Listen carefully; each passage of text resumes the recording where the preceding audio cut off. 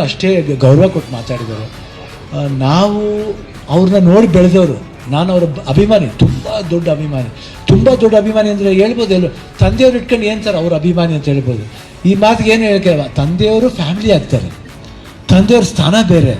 ಆದರೆ ಕಮಲ್ ಹಾಸನ್ ನಾನು ಕೂಡ ಸ್ಥಾನ ಬೇರೆ. ಯಾಕಂದ್ರೆ ನಾನು ಇನ್ಸ್ಪೈರ್ ಆಗಿದ್ದು ಅವರಿಂದ.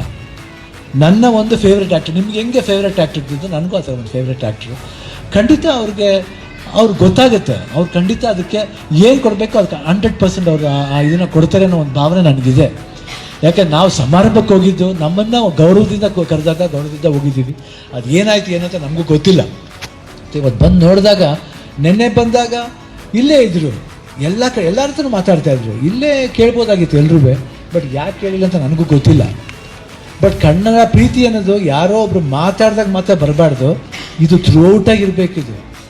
ನಾ ಚಾನಲ್ನವ್ರಿಗೂ ಹೇಳ್ತಾ ಇದ್ದೀನಿ, ಬರೀ ಈ ಸ್ಪಾಟಿಗೆ ಬಂದಾಗ ಮಾತ್ರ ಕನ್ನಡನ ಚಿಗಿರ್ಸೋದಲ್ಲ. ಕನ್ನಡ ಚಿಗಿರ್ಸೋದು ಇವತ್ತಲ್ಲ, ಯಾವಾಗಲೂ ಚಿಗಿರಿಸ್ಬೇಕು.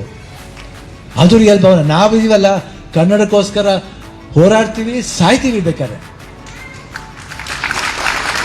ಬರೀ ಮಾತಾಡಿ ಸುಮ್ಮನೆ 2 ಸತಿ ನ್ಯೂಸ್ಗೆ ಮಾತಾಡ್ಬಿಟ್ಟು ದೊಡ್ಡ ಪೋಸ್ಟ್ ಕೊಡೋ ದೊಡ್ಡ ವಿಷಯ ಅಲ್ಲ.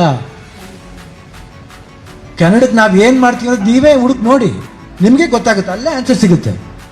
ನೀವೇನು ಮಾಡ್ತೀರಾ ಕನ್ನಡ ಸಿನಿಮಾಗೆ? ಬರೀ ಸ್ಟಾರ್ ಸಿನಿಮಾಗಳು ಮಾತ್ರ ಪ್ರೋತ್ಸಾಹ ಕೊಡೋದಲ್ಲ, ಹೊಸಬ್ರಿಗೂ ಪ್ರೋತ್ಸಾಹ ಕೊಡಬೇಕು. ಅದ್ರ ಬಗ್ಗೆ ಮಾತಾಡೋದೇ ಇಲ್ಲ, ಬಿಟ್ಬಿಟ್ಟು ಹೋಗ್ತೀರಾ. ಕನ್ನಡ ಪ್ರೋತ್ಸಾಹ ಮಾಡಿ. ಹೆಂಗೆ ಕನ್ನಡ ಬೆಳೆಯುತ್ತಾ ಹೇಳಿ?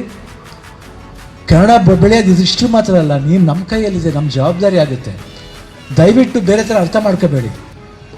ನಿಮ್ಮ ಮನಸ್ಸನ್ನು ನೀವೇ ಮುಟ್ಟು ನೋಡ್ಕೊಳ್ಳಿ, ನಾವು ಮಾಡ್ತಿದ್ದ ಸರಿನಾ ತಪ್ಪಾ ಅಂತ ನೀವೇ ನೋಡ್ಕೊಳ್ಳಿ. ಅವಾಗ ನಿಮಗೆ ಅರ್ಥ ಆಗುತ್ತೆ, ನಿಮಗೆ ಉತ್ತರ ಸಿಗುತ್ತೆ ಅಲ್ಲಿ. ಸೊ ಅದರಿಂದ ಕಮಲ್ ಹಾಸನ್ ಅವ್ರ ಬಗ್ಗೆ ನಾ ಏನು ದೊಡ್ಡದು ಮಾತಾಡಬೇಕಾಗಿಲ್ಲ. ಖಂಡಿತ ಅವ್ರಿಗೆ ಗೊತ್ತಿರುತ್ತೆ, ಅವ್ರು ಹಿರಿಯರು, ಅವರು ಸಿನಿಮಾ ರಂಗದಲ್ಲಿ ಭಾಳ ಕನ್ನಡ ಸಿನಿಮಾನೂ ಮಾಡಿದವರು. ಅವ್ರಿಗೆ ಗೊತ್ತಿರುತ್ತೆ, ಅವ್ರು ಖಂಡಿತ ಏನು ಮಾಡಬೇಕು ಅದು ಖಂಡಿತ ಮಾಡ್ತಾರೆ ಅಂತ ಒಂದು ಭರವಸೆ ಇದೆ. ಇಷ್ಟು ಹೇಳ್ತಾ ನನ್ನ ಈ ಸಮಾರಂಭಕ್ಕೆ ಕರೆತಂದಕ್ಕಾಗಿ ಎಲ್ರಿಗೂ ಧನ್ಯವಾದಗಳನ್ನ ಅರ್ಪಿಸಿ ನಾನು ಮಾತನ್ನು ಮುಗಿಸ್ತೀನಿ. ಜೈ ಹಿಂದ್, ಜೈ ಕರ್ನಾಟಕ.